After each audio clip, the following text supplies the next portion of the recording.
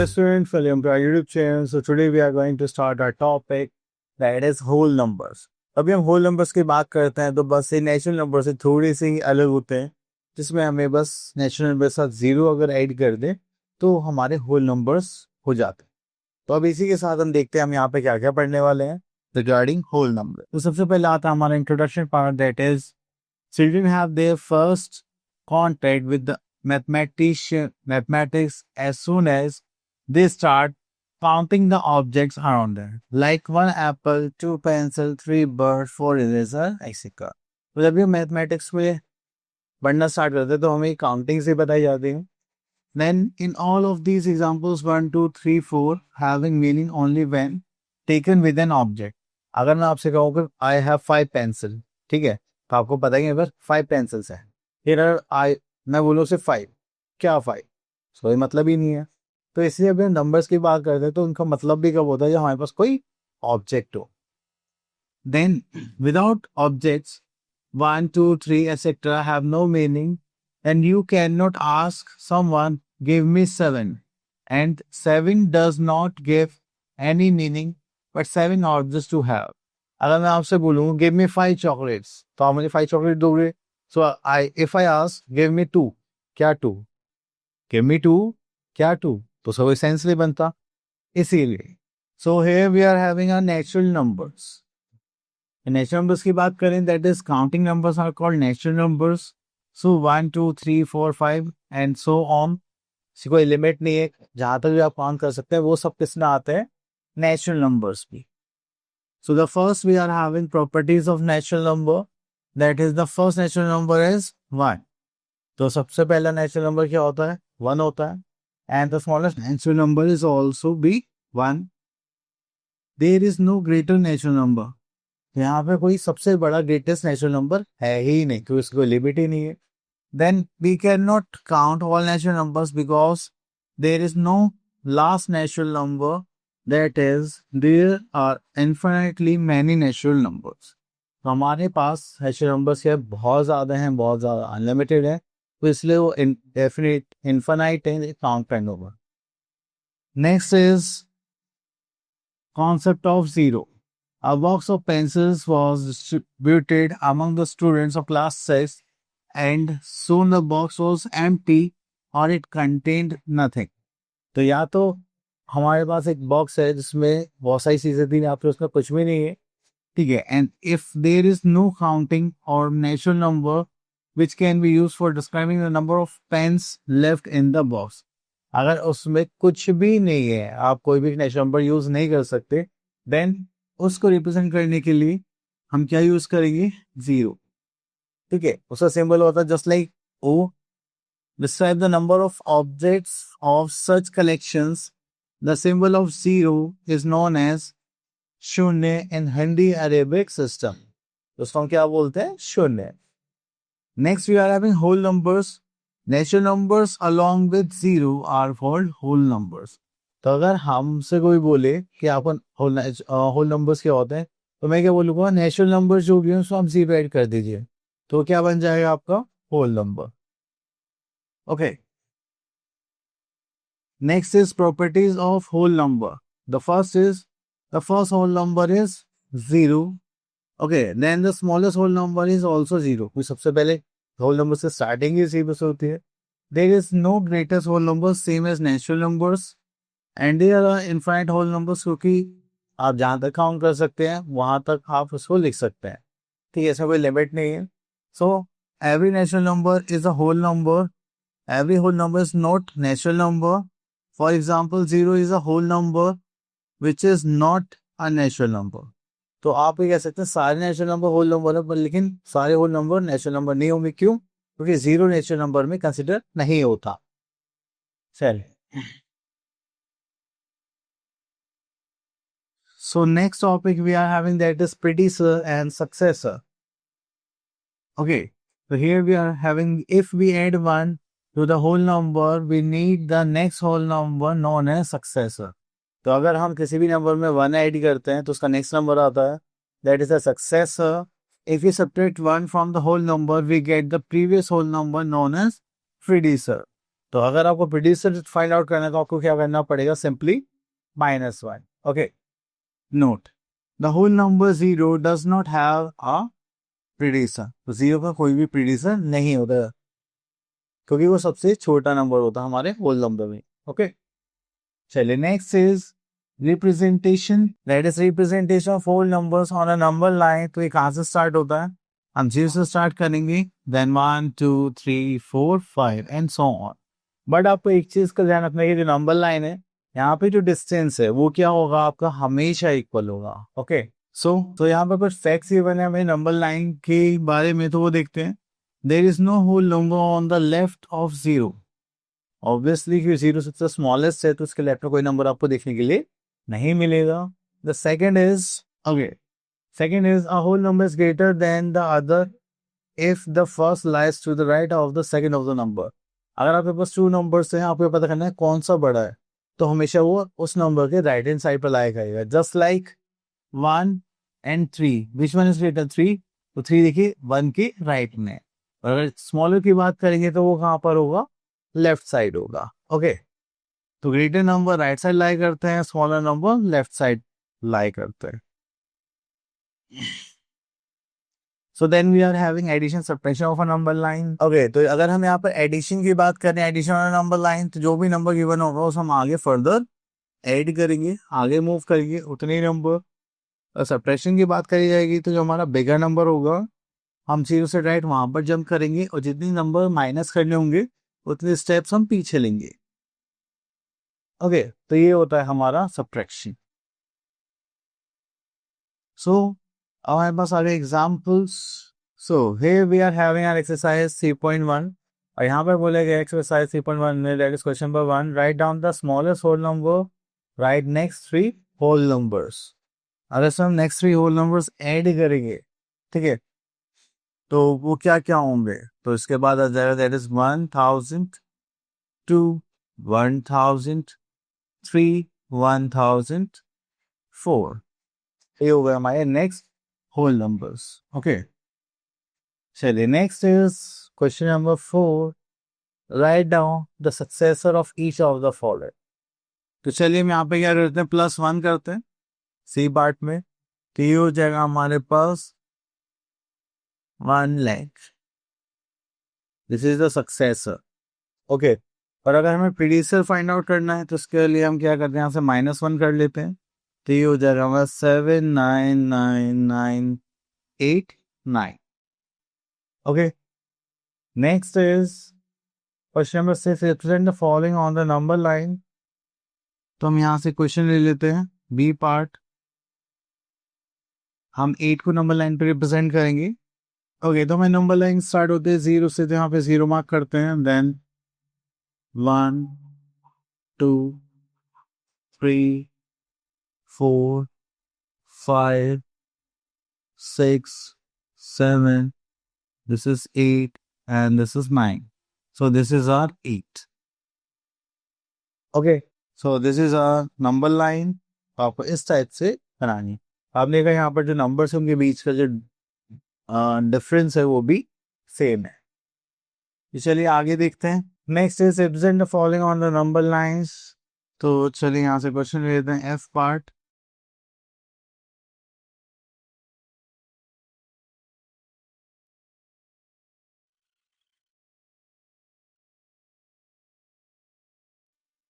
Okay, तो हमें यहाँ पर बोला गया यू हैव टू शो 8 - 3. तो हम पहले क्या करेंगे, सी से डायरेक्ट 8 पर शिफ्ट करेंगे, देन 3 माइनस करना है, then 1 2 3.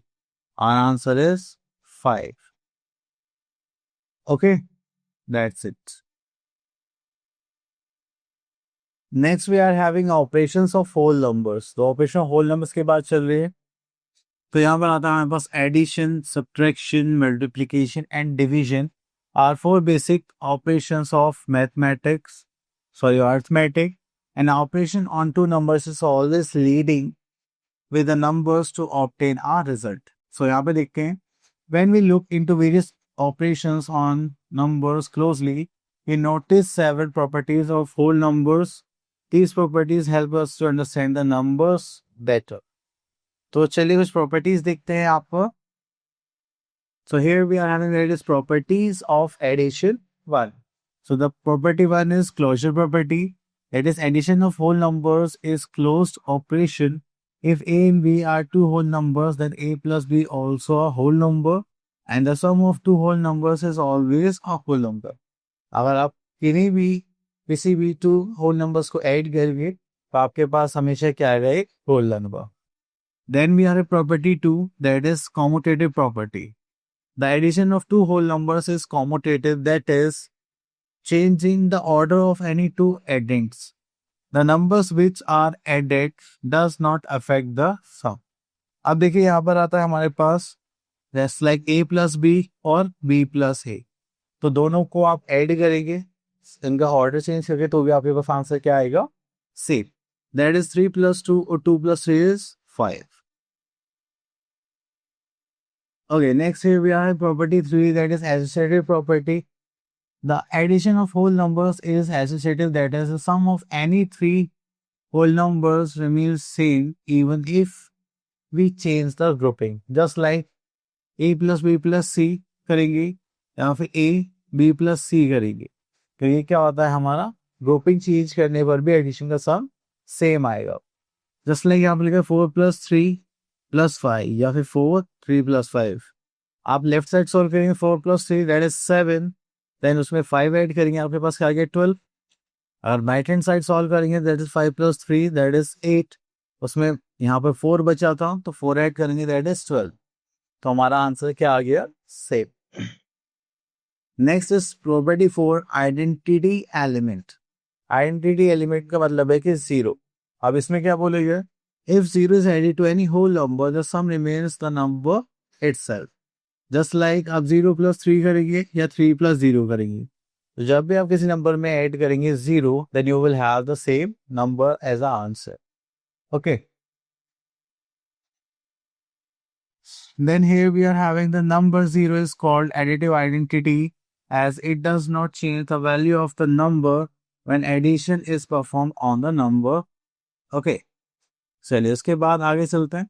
Next we are having properties of subtraction. तो सबसे पहले आता है हमारे पास property 1, that is closure property.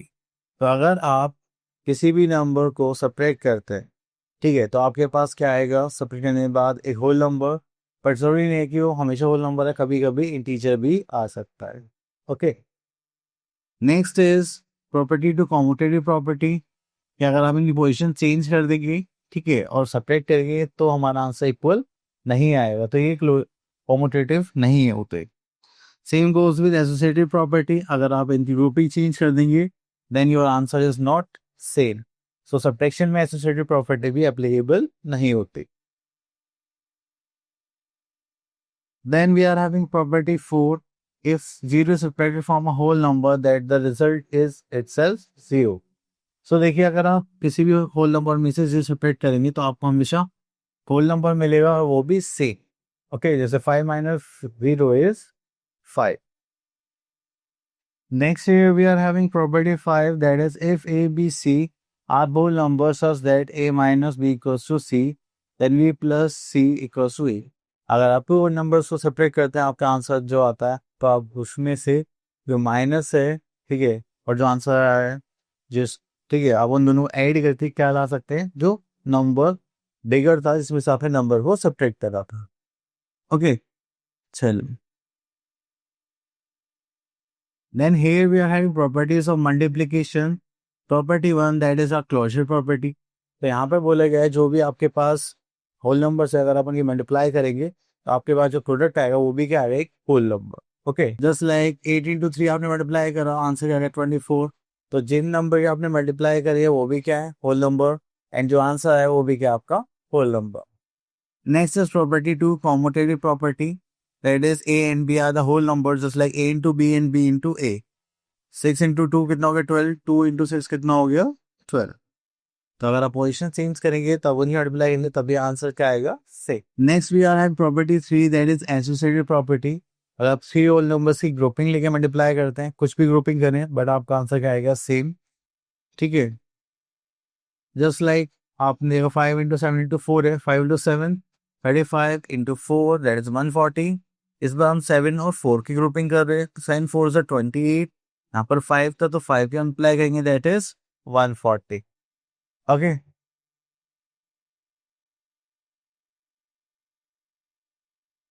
Next we are having identity of multiplication. अगर हम किसी भी नंबर की मल्टीप्लाई 1 से करते हैं then we will have the same number. Addition और सब्ट्रैक्शन में काम कौन करता है? 0. सो देखिए 5 multiply by 1 is 5. Next here we are having property 5. The whole number 0 is such that 0 into 0 is always 0. तो यहाँ पर हमें बताया जाता है कि अगर आप किसी भी नंबर की मल्टीप्लाई 0 से करेंगे then you will have always answer 0, चाहे वो कितना ही बड़ा नंबर हो और कितना ही छोटा नंबर हो. सो नेक्स्ट ये we are property 6 that is distributive property. तो हम यहाँ पर देखेंगे that is a bracket b plus c. तो हमने यहाँ पे अगर ए की मल्टीप्लाई कैसे करी? बी से, फिर ई की मल्टीप्लाई कैसे करी? सी से, देन एड ही करती है. ओके, तो ये होती है distributive property of multiplication. Okay, तो सेम वे में हम इसमें यहाँ पर सब्ट्रैक्शन में भी देख सकते हैं. तो वही सेम हमें फॉर्मूला यूज करना पड़ेगा. 5 into 7 माइनस 5 into 3, फिर इसको सॉल्व कर लेंगे. Okay, next is property of division. The first property, a and b added to whole numbers, then a divided by b may or may not represent a whole number.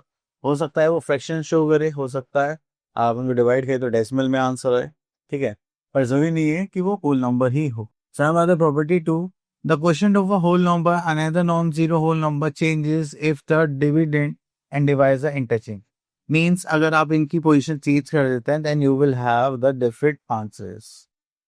Okay, तो आप यहाँ पे बोल सकते हैं कि ये डिवीजन कॉम्यूटेटिव नहीं होता. Same goes with property 3. A is a whole number then divided by 1 is always the same. अगर आप किसी भी होल नंबर को 1 से डिवाइड करेंगे then you will have the same answer. Next is property 4. If A is a non zero whole number then A divide by A is 1. अगर आप same whole number को सेम नंबर से divide करेंगे then you will have the answer 1.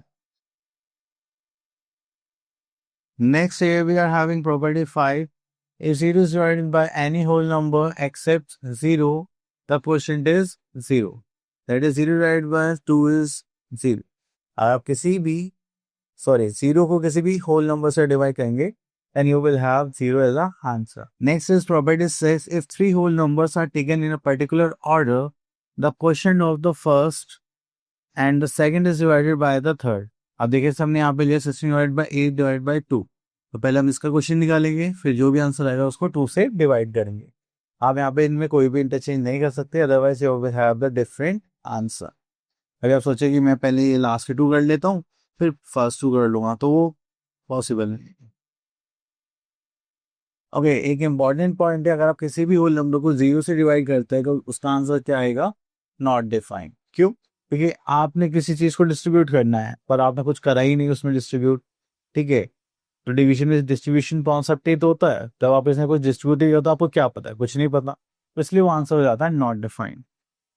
Next is property 7. Operations of multiplication and division are inverse of each other. 6 divide by 2 equals to 3. यहाँ पे क्या 3 multiply by 2 is 6, ठीक है, तो ये क्या होगा इसके inverse. So here we are having an exercise that is 3.2 question number y. State the property used in each of the following statement. So here we are having grouping of 3, that is associative property.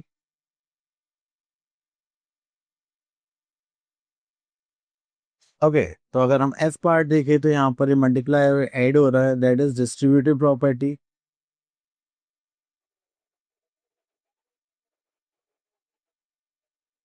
चलिए next is find each of the following products by using property. चलिए तो यहाँ पर हम ले लेते हैं B part और यहाँ पर हम यूज करेंगे distributive property. That is 542 bracket 100 plus 4. तो हम 542 मल्टीप्लाई 100 से करेंगे देन 4 से, तो ये कुछ इस टाइप से होगा 542 मल्टीप्लाई बाय 100 प्लस 542 इंटू 4. चलिए मल्टीप्लाई करते हैं.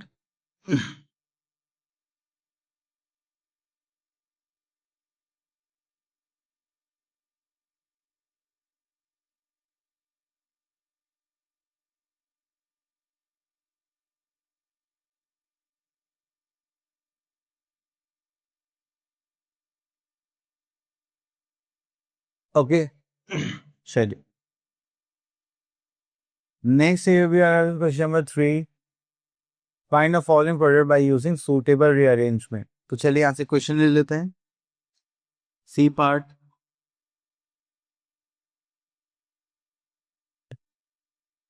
अब देखिए यहाँ पे 25 है and this is 40.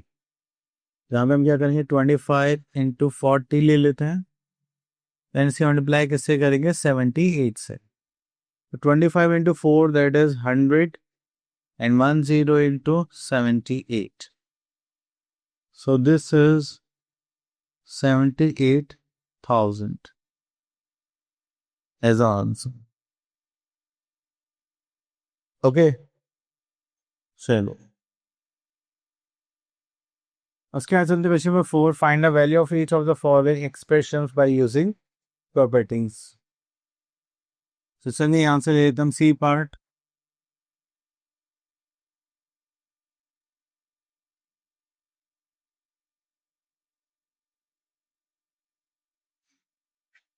Okay, so here we are having 5,792 into 999 plus 5,790. तो क्या मुझे दोनों में नंबर सेम नहीं लग रहा? तो क्या मैं इसको कॉमन ले सकता हूँ? बिल्कुल ऐसे. अब मैं इसको कॉमन ले लेते हैं. यहाँ पे क्या बचा 999. यहाँ पे क्या बचा कुछ नहीं, तो हम क्या ले लेंगे 1. ओके, कि जब भी कोई भी कॉमन लेने वाला कुछ नहीं बचता तो वहाँ पे क्या कंसिडर करते हैं 1. Now we are in 5,792. इनको ऐड करेंगे तो कितना हो जाएगा 1000. सो दिस इज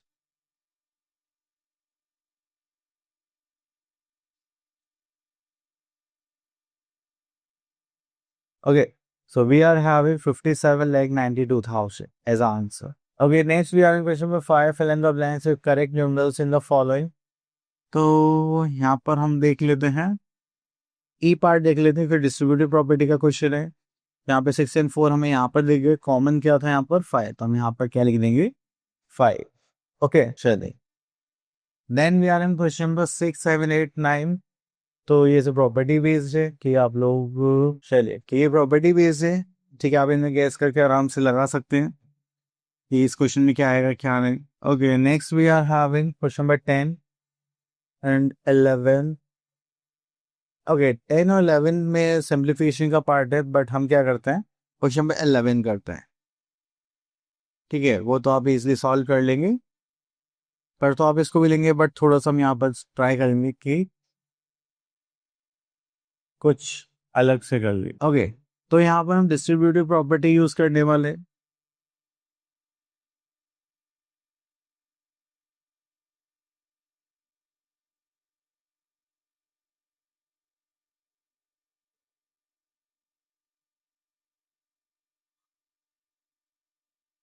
ओके, तो यहाँ पे देखेंगे 1 2 3. तो चले इन दोनों को कंपेयर करेंगे जस्ट लाइक 272.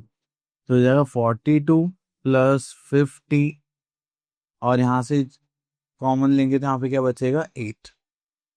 ओके, तो मैंने इन तीनों में से कॉमन ले लिया. ये हो गया यहाँ पर 272. 42 plus 8 50 plus 50 that is 100. So our answer 27200. Okay fine, चलेगा. तो कुछ वर्ड प्रॉब्लम टाइप क्वेश्चन से पे आंसर ले लेते हैं.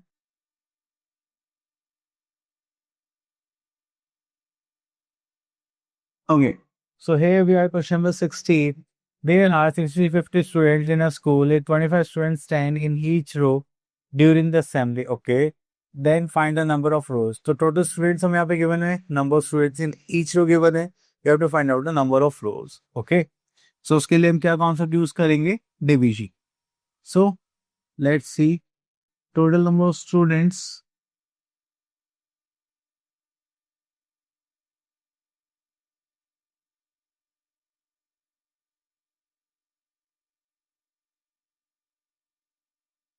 That is 650. Then we are having number of rows. Number of रोज की बात करेंगे तो यहाँ पे कितना दैट इज सॉरी ये तो हमें फाइंड आउट करना है. Okay, so we are having number of students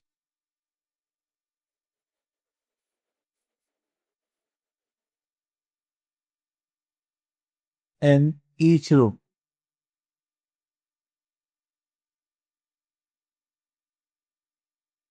ठीक है, तो यहाँ पे हमारे पास कितना है, दैट इज 25. नंबर ऑफ रोज निकालने, तो हम क्या करेंगे, टोटल स्टूडेंट्स को डिवाइड करेंगे 25 से.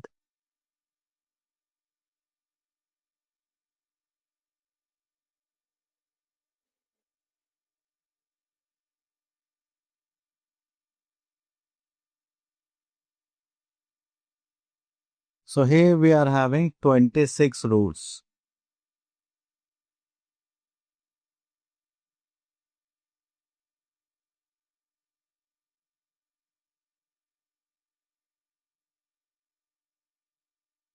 ओके, सो आई होप आपको ये टॉपिक्स क्लियर हो गया होगा. हम मिलते हैं नेक्स्ट वीडियो में, तब तक के लिए ऑल बेस्ट.